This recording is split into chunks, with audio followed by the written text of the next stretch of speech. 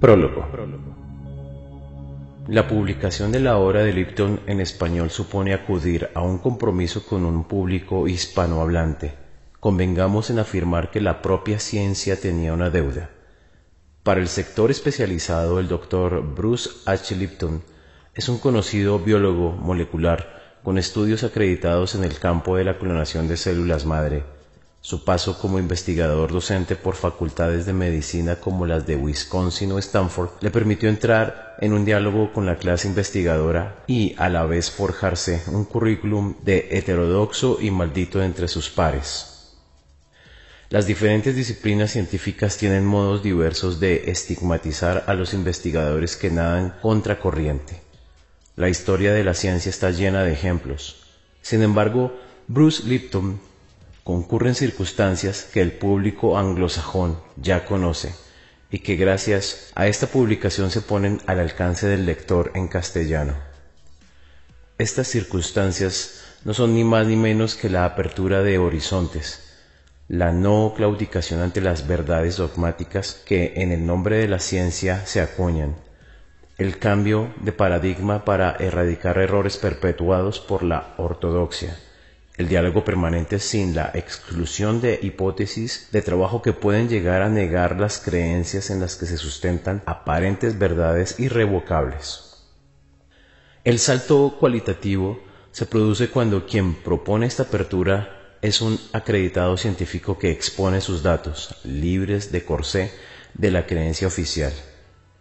Es el resultado de varias décadas de investigación y de diálogo con el sector oficial que no está dispuesto a reconocer interlocutores que nieguen sus premisas. Uno de los valores de este libro es que el propio lector puede asistir de un modo cercano, sin la necesidad de ser especialista en la materia. La gran virtud es que este acercamiento se realiza sin renunciar a la profundidad de sus análisis. La propuesta de la biología de la creencia contiene varios planos de acercamiento. El principal podría resumirse, a costa de ser simplificador, en que la carga genética de todo ser viviente no solo no determina las condiciones biológicas en las que se va a desarrollar, sino que ni siquiera es el factor condicionante fundamental. Lo que le condiciona como organismo vivo en su entorno físico y energético. Este golpe definitivo al darwinismo oficial no se expone de un modo dogmático, sino que se plantea como la confirmación de las hipótesis del trabajo que pasan por el estudio del núcleo y la membrana de las células, de los presupuestos desde los que el correspondiente órgano que debería regir sus actividades, el cerebro, no actúa como tal desde el lugar en el que se había dado por sentado. El conocimiento no es más que una ficción que ha tenido éxito, ha declarado más de algún filósofo. La creencia sobre la que se basa la ciencia molecular queda al descubierto en esta magnífica puesta en escena de Lipton. Una segunda gran premisa es la necesidad de ajustar el microscopio electrónico a la dimensión de la comunidad que interactúa y no solo al de la célula como ser aislado. Cuando seguimos a Lipton en su apreciación del ser pluricelular que adopta la cooperación para sobrevivir, deja atrás la evolución como acto competitivo en el que solo las más fuertes sobreviven. Son los organismos con mayor capacidad de trabajar de un modo conjunto los que logran esta meta.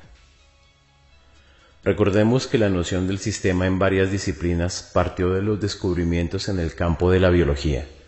Sin embargo, desde la mística oriental hasta la física cuántica, en el organicismo de Platón, desde la economía hasta el campo jurídico, la idea del sistema ha encontrado su punto de anclaje en la consideración de la comunidad de elementos que interaccionan, en la especialización del trabajo y en la cooperación para la resolución de sus problemas.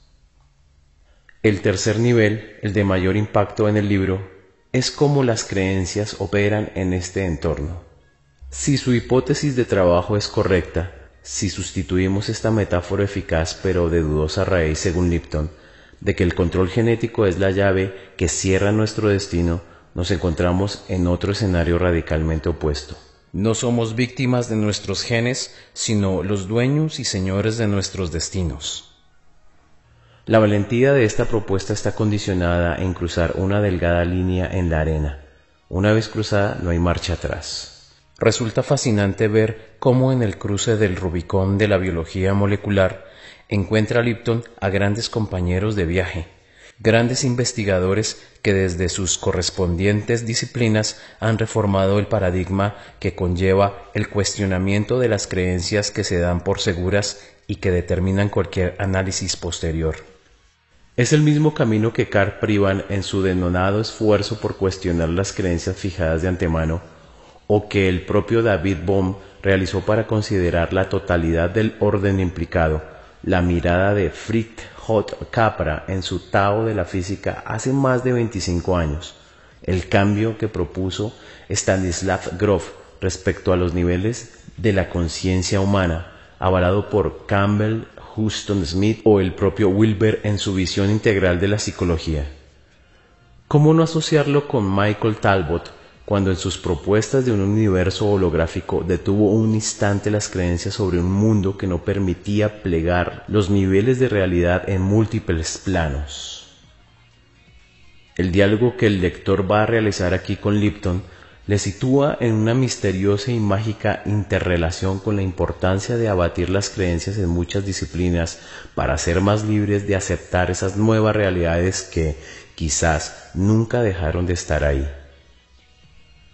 Newton declaró que sus logros fueron posibles porque caminó a hombros de gigantes. Se refería a los maestros anteriores que le ofrecieron las bases desde la que construyó su enorme aportación. El lector hispanohablante tiene aquí una oportunidad de disfrutar con una lectura amena a hombros de muchos investigadores que Lipton retoma con voz nueva, fresca y divertida, sin que el rigor de sus propuestas le aleje de la íntima y mágica lectura de sus propuestas. Prefacio. Si pudieras ser cualquier otra persona, ¿quién serías? Yo solía pasar una extraordinaria cantidad de tiempo haciéndome esa pregunta. Estaba obsesionado con la idea de cambiar mi identidad, porque deseaba ser cualquiera menos yo. Había tenido bastante éxito como biólogo celular y como profesor en la Facultad de Medicina, pero eso no compensaba el hecho de que mi vida personal podía calificarse, en el mejor de los casos, como desastrosa. Cuanto más intentaba encontrar la felicidad y la satisfacción, más insatisfactoria e infeliz era mi vida. En mis momentos más introspectivos me daban ganas de rendirme a esa vida de infelicidad. Llegué a la conclusión de que el destino me había dado malas cartas y que lo único que podía hacer era jugarlas lo mejor posible. Una víctima de la vida. ¿Qué será? ¿Qué será? Mi postura deprimida y fatalista cambió en un instante en el otoño de 1985. Había renunciado al puesto fijo que tenía en la Facultad de Medicina de la Universidad de Wisconsin y trabajaba de profesor en una facultad de medicina del Caribe. Puesto que dicha facultad estaba lejos de la corriente académica principal, mis ideas comenzaron a liberarse de los rígidos límites de las creencias vigentes en las instituciones convencionales. Lejos de esas torres de marfil, aislado en una isla esmeralda situada en la mitad del mar celeste Caribe, experimenté una epifanía científica que hizo añicos mis creencias acerca de la naturaleza de la vida.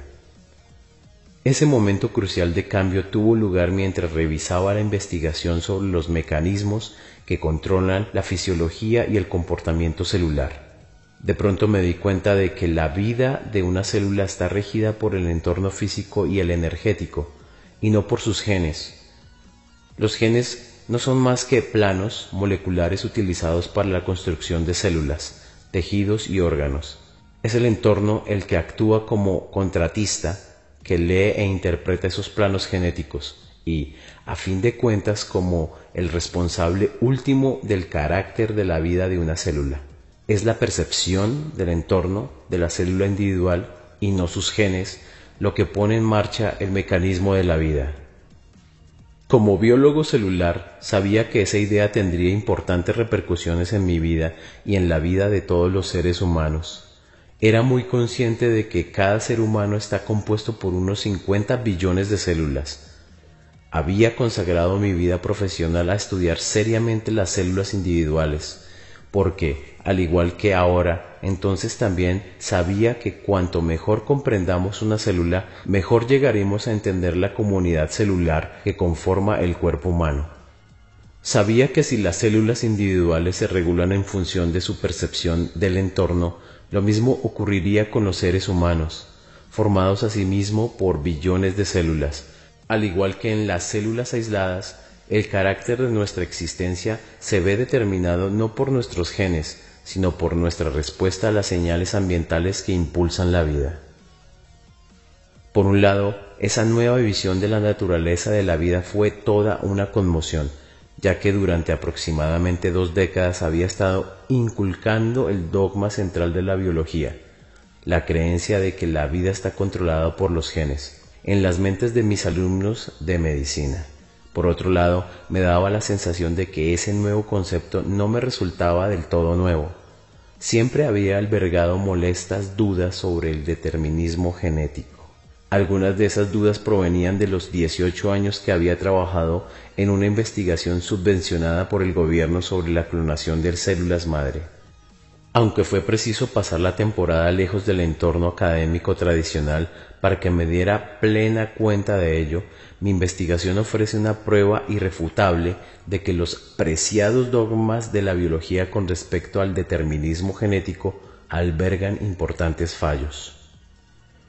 Mi nueva visión de la naturaleza de la vida no solo corroboraba el resultado de la investigación, sino que también, como comprendí muy pronto, refutaba otra de las creencias de la ciencia tradicional que les había estado enseñando a mis alumnos: la creencia de que la medicina alopática es la única clase de medicina que merece consideración en la Facultad de Medicina. El hecho de reconocer por fin la importancia del entorno energético me proporcionó una base para la ciencia y la filosofía de las medicinas alternativas, para la sabiduría espiritual de las creencias, tanto modernas como antiguas, y para la medicina alopática.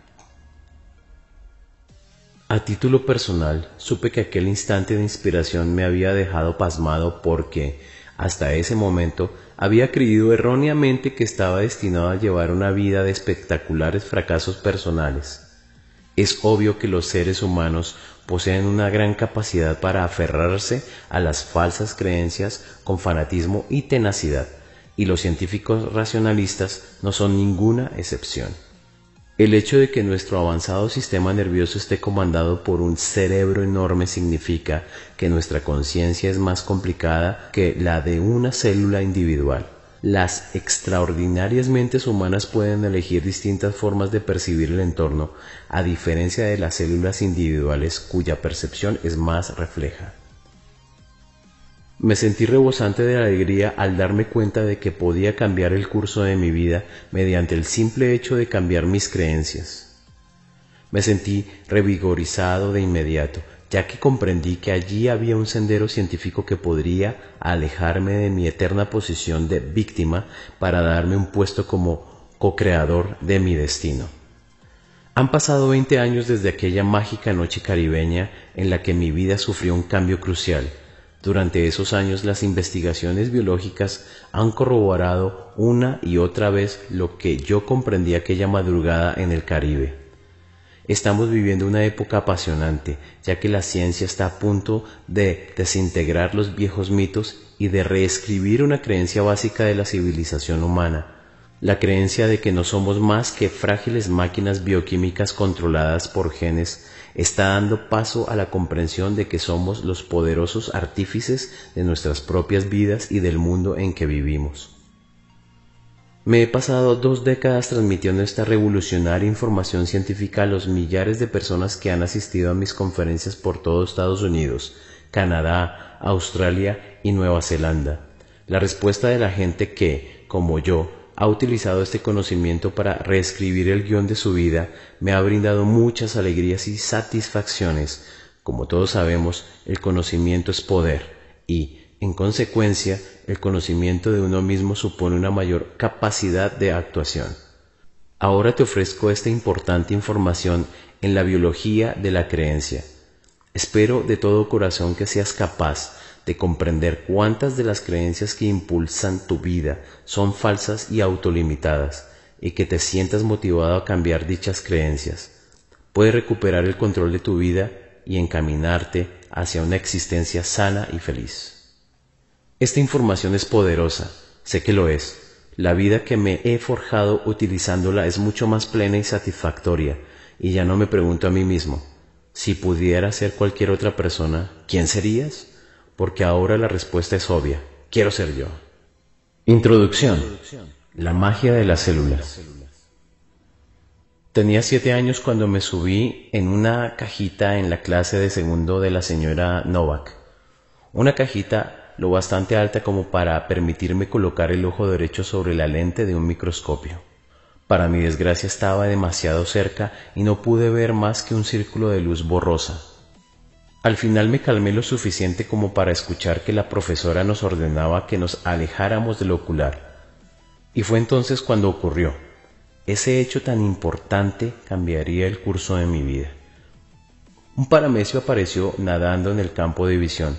Las estrepitosas voces de los demás niños quedaron amortiguadas, al igual que los característicos olores escolares, el de los lápices recién afilados, el de las ceras nuevas y los estuches de plástico de Roy Rogers. Permanecí inmóvil, hechizado por el extraño mundo de esa célula que para mí resultaba más excitante que los efectos especiales realizados por ordenador de las películas de hoy en día. En la ingenuidad de mi mente infantil, no consideré a ese organismo como una célula, sino como una persona microscópica, un ser capaz de pensar y sentir. Más que moverse sin rumbo, ese organismo microscópico unicelular parecía tener una misión, aunque no llegaba a comprender qué clase de misión era la suya. En silencio contemplé por encima del hombro al paramecio y observé cómo se desplazaba afanosamente por el fluido de algas. Mientras estaba concentrado en el paramecio, el largo pseudópodo de una ameba larguirucha comenzó a estar en el campo de visión. Mi vista al mundo liliputiense llegó a su fin justo en ese instante, cuando Glenn, el abusón de la clase, me empujó para bajarme de la caja, reclamando su turno al microscopio. Traté de llamar la atención de la señora Novak con la esperanza de que el mal comportamiento de Glenn me diera un minuto más para disfrutar con el microscopio y con lo que en él podía observar. Pero no faltaban más que unos minutos para el almuerzo y los demás niños de la fila exigían a gritos su turno. Justo después de la escuela corrí a casa y emocionado le conté a mi madre mi aventura microscópica. Utilizando mis mejores dotes de persuasión de alumno de segundo, pedí, supliqué y después engatusé a mi madre para que me comprara un microscopio, donde pasaría horas entretenido con ese mundo extraño al que podía acceder gracias a los milagros de la óptica. Más tarde, durante el posgrado, progresé hasta un microscopio electrónico. La ventaja que tiene un microscopio electrónico sobre el óptico convencional es que es 1000 veces más potente. La diferencia entre ambos microscopios podría compararse con la que hay entre los telescopios de 25 aumentos utilizados por los turistas para observar el paisaje y el telescopio orbital Hubble, que transmite imágenes del espacio exterior. Entrar en la sala del microscopio electrónico de un laboratorio es un ritual obligado para cualquier aspirante a biólogo. Se entra a través de una puerta giratoria negra, parecida a la que separa una cámara oscura fotográfica de las áreas de trabajo iluminadas. Recuerdo la primera vez que entré en la puerta giratoria y comencé a rotarla. Me encontraba en la oscuridad entre dos mundos, entre mi vida de estudiante y mi vida como investigador científico. Cuando la puerta completó el giro, me adentré en una enorme y oscura estancia, iluminada apenas por unas cuantas bombillas fotográficas rojas. Cuando mis ojos se adaptaron a la oscuridad reinante, me quedé sobrecogido por lo que vi ante mí. Las luces rojas arrancaban reflejos espectrales a la superficie reflectante de la gigantesca columna de acero de 30 centímetros de grosor que contenía las lentes electromagnéticas y que se alzaba hasta el techo en la mitad de la habitación. Extendido alrededor de la base de la columna había un enorme panel de control. La consola parecía un panel de instrumentos de un Boeing 747, llena de interruptores, escalas luminosas e indicadores multicolores. Había un descomunal despliegue de gruesos cables, tubos de agua y líneas de vacío que irradiaban a modo de tentáculos desde la base del microscopio. El chasquido metálico de las bombas de vacío y el zumbido de los circuitos de refrigeración del agua llenaban el aire. Me dio la impresión de que acababa de entrar en la sala de mandos del USS Enterprise. Al parecer, era el día libre del capitán Kirk, ya que el asiento que había frente a la consola estaba ocupado por uno de mis profesores que se hallaba inmerso en el complicado proceso de introducir una muestra de tejido en la cámara de vacío situada en el centro de la columna de acero. Con el paso de los minutos, comencé a experimentar una sensación que me recordó a la de aquel día en la clase de la señora Novak, cuando vi una célula por primera vez. A la postre, una imagen verde fluorescente apareció en la pantalla del fósforo. La presencia de las oscuras manchas celulares apenas se distinguía en las secciones de plástico, cuyo tamaño se veía aumentado alrededor de unas 30 veces. Después incrementó el aumento una muesca cada vez, primero 100x, después 1000x y por último 10.000x. Cuando por fin alcanzamos la velocidad estelar, se había aumentado unas 100.000 veces el tamaño original de las células. Pero en lugar de haber entrado en el espacio exterior, nos dirigíamos al espacio interior, un lugar en el que ningún hombre había estado antes. En un momento dado estaba observando una célula en miniatura y segundos después estaba adentrándome en su arquitectura molecular. Coloqué las manos en los controles para poder sobrevolar ese paisaje celular alienígena. El profesor era mi guía turístico y me señalaba los paisajes más importantes. Ahí tienes una mitocondria, aquello es el aparato de Golgi, y más allá se encuentra un poro de la membrana nuclear. Esto es una molécula de colágeno y eso es un ribosoma. La mayor parte de la excitación que sentía se debía a que me veía como un pionero atravesando un territorio nunca visto por los ojos humanos. Aunque el microscopio óptico me hizo considerar las células como criaturas conscientes, fue el microscopio electrónico el que me situó cara a cara con las moléculas que constituyen la base de la propia vida. Sabía que enterradas en la arquitectura celular había pistas que podían proporcionarme una nueva visión de los misterios de la vida. Durante un breve instante, los binoculares del microscopio se convirtieron en una bola de cristal y vi mi futuro en el siniestro resplandor verde de la pantalla fluorescente. Sabía que iba a ser un biólogo cuyas investigaciones se centrarían en escudriñar cada matiz, más allá de la estructura celular, para llegar a comprender los secretos de la vida de una molécula. Tal y como ya había descubierto durante el posgrado, la estructura y la función de los organismos biológicos están íntimamente relacionadas. Al correlacionar la anatomía microscópica de la célula con su comportamiento, llegué a la firme conclusión de que había conseguido descubrir la naturaleza de la naturaleza. A lo largo del posgraduado, de las investigaciones del doctorado y de mi carrera como profesor en la Facultad de Medicina, utilicé todas las horas que pasaba despierto para explorar la anatomía molecular de las células, porque el secreto de sus funciones se hallaba enterrado en el interior de la estructura celular. Mi búsqueda de los secretos de la vida me condujo hasta una investigación profesional que estudiaba el comportamiento de las células humanas clonadas que se desarrollan en medios de cultivo. 10 años después de mi primer encuentro con un microscopio electrónico, tenía un puesto fijo como profesor académico en la prestigiosa Facultad de Medicina de la Universidad de Wisconsin. Era mundialmente conocido por mi investigación sobre la clonación de células madre, y había sido galardonado por mis dotes como educador. Utilicé microscopios electrónicos cada vez más potentes que me permitieron realizar viajes tridimensionales parecidos a los de TAC, tomografía axial computarizada. A través de distintos organismos llegué a ver las moléculas que conforman la base de la vida. Aunque mis herramientas eran más sofisticadas, mi visión no había cambiado. Siempre he mantenido la misma convicción que tenía a los 7 años de que la vida de las células que estudiaba tenía un propósito. Por desgracia no creía que mi vida tuviera propósito alguno. No creía en Dios, aunque debo confesar que en ciertas ocasiones consideraba la posibilidad de que existiera un Dios con un afilado y perverso sentido del humor. Después de todo, yo era un biólogo a la antigua usanza, para quien la existencia de Dios es una interrogante innecesaria. La vida es la consecuencia de la casualidad, de dar la vuelta a una carta favorable o, para ser más preciso, del lanzamiento azaroso de los dados genéticos. Desde los tiempos de Charles Darwin, el lema de nuestra profesión ha sido ¿Dios? No necesitamos a ningún Dios apestoso.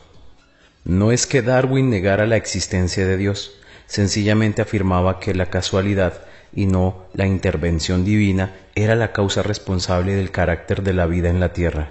En el libro que escribió en 1859, El origen de las especies, Darwin afirmó que los rasgos individuales se transmiten de padres a hijos. Sugirió que eran los factores hereditarios transferidos de padres a hijos los que controlan la vida de un individuo. Esa idea logró que los científicos se embarcaran en un frenético intento por diseccionar la vida hasta sus principios básicos, ya que pensaban que el mecanismo hereditario que controlaba la vida debía de encontrarse en la estructura de la célula. La búsqueda llegó a su memorable final hace 50 años, cuando James Watson y Francis Crick describieron la estructura y la función de la doble hélice del ADN, el material del que están compuestos los genes. Los científicos habían logrado por fin descubrir la naturaleza de los factores hereditarios, sobre los que Darwin había escrito en el siglo XIX. La prensa sensacionalista pregonó a los cuatro vientos el nuevo mundo de la ingeniería genética y su futura promesa de diseñar bebés y de crear píldoras mágicas para el tratamiento de enfermedades. Recuerdo muy bien el enorme titular que acaparaba la portada ese memorable día de 1953. Se descubre el secreto de la vida. Al igual que la prensa amarilla, los biólogos se subieron al carro genético. Los mecanismos mediante los que el ADN controla la vida biológica se convirtieron en el dogma central de la biología molecular, y de ese modo se explicaban minuciosamente en los libros de texto. En la eterna controversia entre herencia y medio, el péndulo se había declinado hacia la herencia. En un principio se pensó que el ADN era el único responsable de nuestras características físicas, pero después comenzamos a creer que los genes también controlaban nuestras emociones y nuestro comportamiento. Así pues, si se ha nacido con un gen de la felicidad defectuoso, se debe esperar una vida infeliz. Por desgracia, yo mismo creí que era una de esas personas víctimas de un gen de la felicidad mutado o ausente. Me estaba recuperando de un implacable bombardeo de extenuantes puñetazos emocionales. Mi padre acababa de morir después de una larga y penosa batalla contra el cáncer. Yo era su cuidador principal y me había pasado los 4 meses anteriores volando cada 3 o 4 días desde mi trabajo en Wisconsin hasta su hogar en Nueva York. Después de pasar varias horas junto a su lecho de muerte, trataba de mantener el programa de investigación, dar clases y redactar una importante carta al Instituto Nacional de Salud para la renovación de la subvención. Además me encontraba inmerso en la mitad de un divorcio que por una parte era emocionalmente agotador y por otra, económicamente hablando, devastador. Mis recursos financieros disminuyeron con rapidez mientras trataba de alimentar y vestir a mi nuevo pupilo, el sistema judicial. Con mi economía por los suelos y sin hogar, me encontré ante un gigantesco complejo de apartamentos de veraneo con poco más de una maleta. La mayor parte de mis vecinos esperaba poder mejorar su estilo de vida buscando la comodidad de un parque de caravanas. Los vecinos de la puerta de al lado me asustaban especialmente. Forzaron la puerta de mi apartamento y me robaron el nuevo equipo de música en la primera semana de residencia. Una semana más tarde, Bubba, un tipo de 1,80 m de alto por 1 de ancho, llamó a mi puerta. Mientras se hurgaba los dientes con una gigantesca uña y sujetaba 1 litro de cerveza en la otra mano, Bubba me preguntó si tenía las instrucciones de la pletina. Toqué fondo el día en que arrojé el teléfono a través de la puerta de cristal de mi despacho e hice añicos el cartel de Dr. Bruce Lipton, profesor asociado de anatomía, Facultad de Medicina de la Universidad de Wisconsin, mientras gritaba «¡Sáquenme de aquí!». Mi arrebato se había debido a la llamada de un banquero, quien, firme y educadamente, me había dicho que no podía aprobar mi crédito hipotecario. Fue como una escena de La fuerza del cariño, esa en la que Debra Winger responde con todo acierto a las aspiraciones de titularidad de su marido. No tenemos suficiente dinero para pagar las cuentas ahora. La única titularidad que me importa es que no tendremos bastante dinero nunca. La magia de las células. Déjà vu. Por fortuna encontré una vía de escape, una estancia sabática en una facultad de medicina del Caribe. Sabía que mis problemas no desaparecerían allí, pero mientras el avión atravesaba las oscuras nubes de Chicago, me dio la impresión de que así sería. Me mordí los carrillos para evitar que la sonrisa que tenía pintada en la cara se convirtiera en una sonora carcajada. Me sentí tan feliz como cuando tenía 7 años y descubrí por primera vez la pasión de mi vida, la magia de las células. Mi humor mejoró aún más en el avión de 6 pasajeros que me llevó hasta Montserrat, un diminuto punto de 6 por 20 kilómetros en la mitad del mar Caribe. Si alguna vez existió el Jardín del Edén, es probable que se pareciera a mi nuevo hogar, una isla que emergía del resplandeciente mar turquesa como una esmeralda gigante. Cuando aterrizamos, la balsámica y embriagadora brisa barría el asfalto del aeropuerto, traía consigo el aroma de las gardenias. La costumbre local era dedicar el periodo de la puesta de sol a una silenciosa contemplación, una costumbre que adopté de inmediato. Cuando los días se oscurecían, alzaba la vista al cielo para contemplar el paradisíaco espectáculo de luces. Mi casa, situada sobre el acantilado de más de 15 metros de altura sobre el mar, daba al oeste. Un serpenteante sendero que atravesaba una gruta de helechos cubierta por un dosel de ramas conducía hasta el mar. Al final de la gruta había una abertura en un muro de arbustos de jazmín que revelaba una playa recluida. Allí era donde yo llevaba a cabo el ritual de la puesta de sol y me olvidaba del día con unos cuantos chapoteos en el agua cálida y transparente. Después del baño me fabricaba una cómoda tumbona con la arena de la playa. Me sentaba y contemplaba cómo el sol desaparecía lentamente en el mar. En esa remota isla estaba lejos del despiadado y competitivo ámbito del mundo académico y era libre para contemplar el mundo sin el estorbo de las creencias dogmáticas de la civilización. En un principio, mi mente no dejaba de examinar y criticar el debacle en la que se había convertido mi vida. Sin embargo, no tardó mucho en dejar de comportarse como Siskel y Ebert, dos de los críticos cinematográficos más famosos de Chicago, y de sopesar las ventajas e inconvenientes de mis 40 años.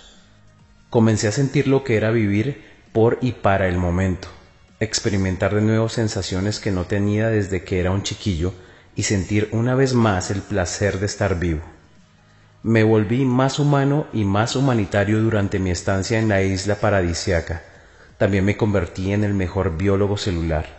La mayor parte de mi aprendizaje científico formal había tenido lugar en aulas estériles y sin vida, en salas de conferencias y en laboratorios. Sin embargo, una vez inmerso en el rico ecosistema caribeño, comencé a ver la biología como un sistema integrado vivo en lugar de como una colección de individuos de distintas especies que comparten una porción de tierra. Sentarme tranquilamente en esas junglas ajardinadas de la isla y bucear entre los fastuosos arrecifes de coral me proporcionó una nueva visión de la asombrosa integración de las especies animales y vegetales del lugar. Todas vivían en un equilibrio delicado y dinámico, no solo con otras formas de vida, sino también con el entorno físico que los rodeaba. Era la armonía de la vida y no el esfuerzo por sobrevivir lo que me arrullaba mientras permanecía sentado en el jardín del Edén caribeño. Llegué a darme cuenta de que la biología contemporánea presta muy poca atención a lo importante que es la cooperación, ya que sus raíces darwinianas enfatizan la naturaleza competitiva de la vida. Para disgusto de mis colegas estadounidenses, regresé a Wisconsin decidido a desafiar a voz en grito las creencias sagradas y básicas de la biología. Incluso comencé a criticar abiertamente a Charles Darwin y la sensatez de su teoría evolutiva. En opinión de la mayoría del resto de los biólogos, mi comportamiento fue comparable al de un monje que irrumpe en el Vaticano para afirmar que el Papa es un fraude. No es de extrañar que mis compañeros creyeran que me había caído un coco en la cabeza cuando renuncié al puesto fijo y, cumpliendo el sueño de mi vida de fundar una banda de rock and roll, me enrolé en una gira musical.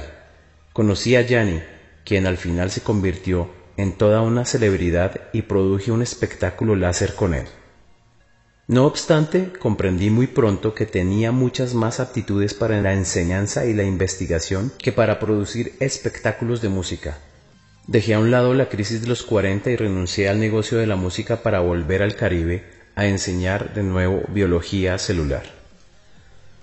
Mi última parada en el mundo académico tradicional fue la Facultad de Medicina de la Universidad de Stanford.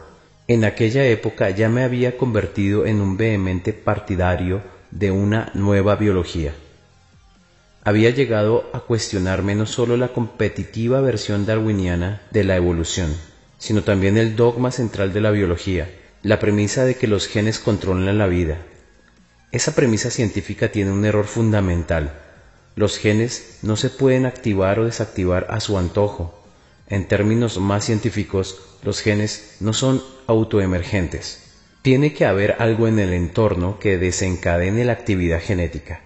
A pesar de que ese hecho ya había sido postulado por la ciencia más vanguardista, los científicos convencionales, cegados por el dogma genético, se habían limitado a ignorarlo. Mi abierto desafío al dogma central hizo que me considerara aún más un hereje de la ciencia. No solo era aspirante a la excomunión, sino que era candidato a ser quemado en la hoguera. Durante una conferencia que ofrecí mientras estaba en Stanford, acusé a los facultativos allí reunidos, muchos de ellos genetistas de prestigio internacional, de no ser mejores que los fundamentalistas religiosos por aferrarse al dogma central a pesar de las evidencias que demostraban que era erróneo. Tras mis sacrilegios comentarios, la sala de conferencias se convirtió en un hervidero de gritos de indignación que creí daría al traste con mi posibilidad de conseguir empleo. Sin embargo, mis ideas sobre la mecánica de la nueva biología demostraron ser lo bastante provocativas como para que me contrataran. Con el apoyo de ciertas eminencias científicas de Stanford, sobre todo con el jefe del departamento de patología, el Dr. Klaus Bench, me alentaron a profundizar en mis ideas y a aplicarlas a las investigaciones sobre células humanas clonadas. Para sorpresa de todos los que me rodeaban, los experimentos apoyaron por completo la visión alternativa de la biología que yo postulaba. Publiqué 2 artículos basados en esa investigación y abandoné el mundo académico, en esa ocasión para siempre. Me marché porque, a pesar del apoyo que tenía en Stanford, sentía que mi mensaje estaba cayendo en saco roto. Nuevas investigaciones han refrendado mi escepticismo sobre el dogma central y la supremacía del ADN en el control de la vida. De hecho, la epigenética, el estudio de los mecanismos moleculares mediante los cuales el entorno controla la actividad genética, es hoy en día una de las áreas más atractivas de investigación científica. La reciente importancia que se otorga al entorno como regulador de la actividad genética era el núcleo de la investigación celular que yo llevaba a cabo 25 años atrás, mucho antes de que el campo de la epigenética existiera siquiera.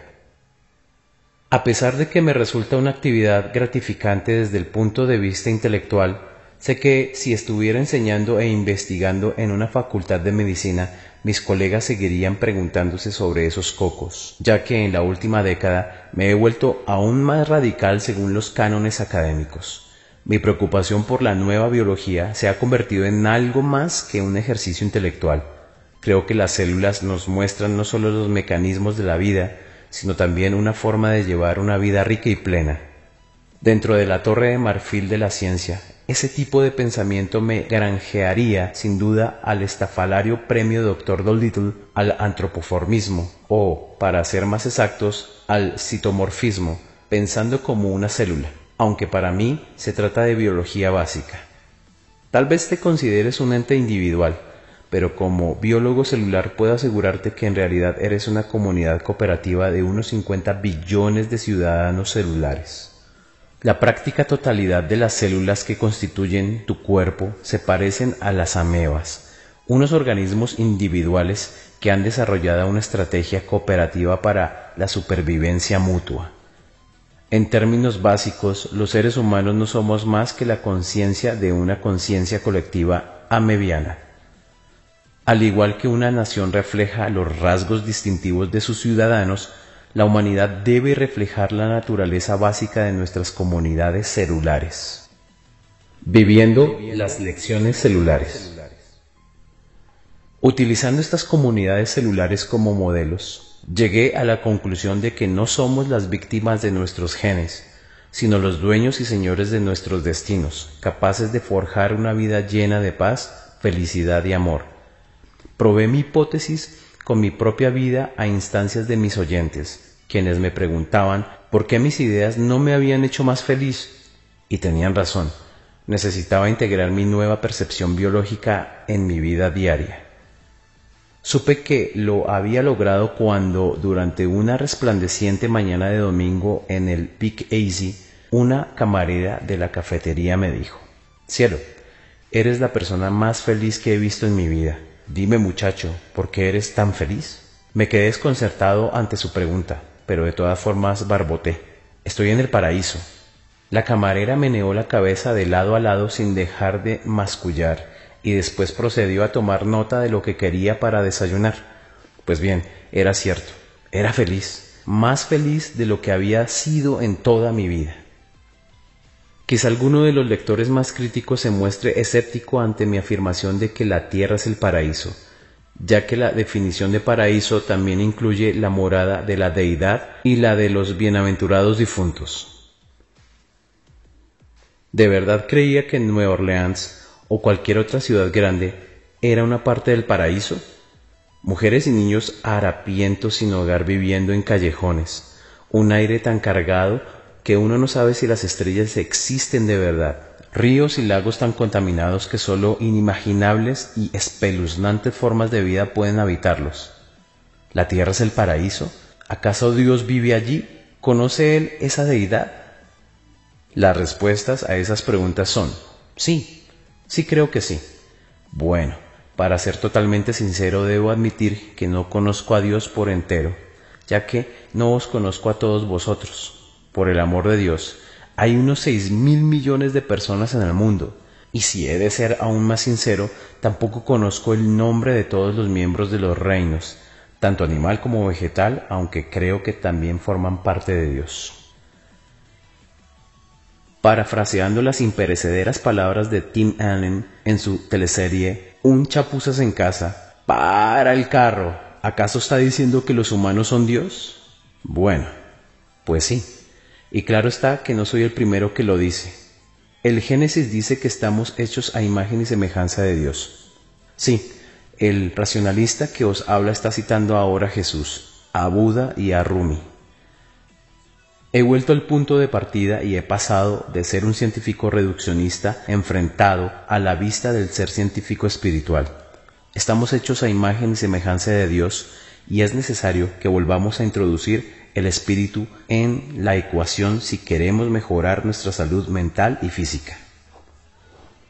Puesto que no somos máquinas bioquímicas indefensas, el hecho de zamparnos una pastilla cada vez que nos encontramos mal física o mentalmente no es siempre la respuesta. Los fármacos y la cirugía son herramientas poderosas cuando no se utilizan en exceso, pero la idea de que los medicamentos pueden curarlo todo es, en esencia, errónea. Cada vez que se introduce un fármaco en el organismo para corregir una función A, se alteran inevitablemente las funciones B, C o D.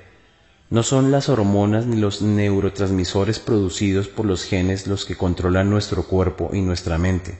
Son nuestras creencias las que controlan nuestro cuerpo, nuestra mente y por tanto nuestra vida. Oh vosotros, hombres de poca fe. La luz que se aprecia cuando piensas por ti mismo. En este libro trazaré la proverbial línea en la arena. A un lado de la línea está un mundo definido por el neodarwinismo, que considera la vida como una guerra interminable entre robots bioquímicos de batalla. Al otro lado de la línea se encuentra la nueva biología, que propone la vida como un viaje de cooperación entre individuos poderosos que pueden reprogramarse a sí mismos para experimentar una vida llena de alegría.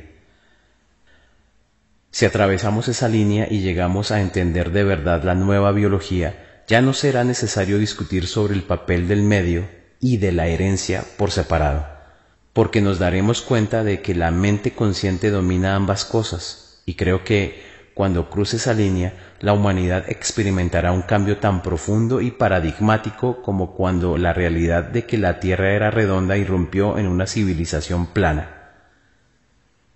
Los estudiantes de humanidades, a quienes tal vez les preocupe que este libro ofrezca una incomprensible lección científica, no tienen nada que temer. Cuando era profesor, me exasperaba el irritante traje de 3 piezas y también la asfixiante corbata, los zapatos de punta estrecha y las interminables reuniones, pero me encantaba enseñar. Y en mi vida posacadémica también he practicado mucho la enseñanza. He mostrado los principios de la nueva biología a millares de personas a lo largo y ancho del mundo. Gracias a esas conferencias, he perfeccionado mi presentación de la docencia para poder explicarla con palabras comprensibles para todo el mundo, ilustradas con gráficos llenos de colores, muchos de los cuales he incluido en este libro. En el capítulo 1 explico lo que son las células inteligentes y cómo y por qué pueden enseñarnos tantas cosas sobre nuestro cuerpo y nuestra mente. En el capítulo 2 expongo las evidencias científicas que demuestran que los genes no controlan la biología.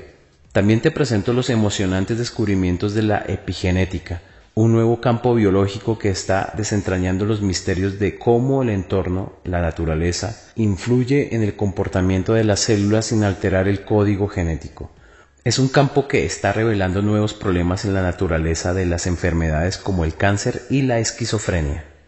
El capítulo 3 trata sobre la membrana celular, la piel de las células. Sin duda habrás escuchado mucho más sobre el ADN del núcleo celular que sobre su membrana, pero la ciencia vanguardista proporciona cada vez más detalles acerca de la conclusión a la que llegué hace 20 años, que la membrana es el verdadero cerebro de las funciones celulares. En el capítulo 4 se habla sobre los abrumadores descubrimientos de la física cuántica. Estos descubrimientos tienen importantísimas implicaciones en la comprensión y el tratamiento de las enfermedades. No obstante, la medicina tradicional aún no ha incorporado la física cuántica a sus investigaciones ni en la enseñanza facultativa, lo que ha deparado unos resultados trágicos. En el capítulo 5 explico por qué he llamado a este libro La biología de la creencia. Los pensamientos positivos tienen un intenso efecto sobre el comportamiento y los genes, pero solo cuando estamos en armonía con la programación subconsciente. De igual modo, los pensamientos negativos tienen también un poderoso efecto. Cuando comprendamos que estas creencias positivas y negativas controlan nuestra biología, podremos utilizar ese conocimiento para forjarnos una vida saludable y feliz. En el capítulo 6 explico por qué las células y las personas necesitamos crecer y cómo los miedos impiden ese crecimiento. El capítulo 7 se centra en la educación consciente por parte de los padres. Como padres, tenemos que comprender el papel que desempeñamos a la hora de programar las creencias de nuestros hijos y el impacto que esas creencias tendrán en sus vidas. Este capítulo es muy importante tanto si eres padre como si no, ya que como antiguo hijo, conocer la existencia de dicha programación y sus consecuencias sobre nuestra vida resulta bastante revelador. En el epílogo explico cómo mi visión de la nueva biología me llevó a comprender la importancia que tiene integrar los reinos de la ciencia y el espíritu, lo que supuso un cambio radical dado mi pasado como científico agnóstico. ¿Estás preparado para utilizar tu mente consciente para crear una vida colmada de salud, felicidad y amor sin ayuda de la ingeniería genética y sin convertirte en un adicto a los medicamentos? ¿Estás dispuesto a escuchar una opinión distinta a la del modelo médico que considera el cuerpo como una máquina bioquímica? No es necesario que compres nada ni que tomes parte de un partido político. Solo tienes que dejar a un lado por un momento las creencias arcaicas que te inculcaron las instituciones científicas y los medios de comunicación para considerar la emocionante visión que ofrece la ciencia vanguardista.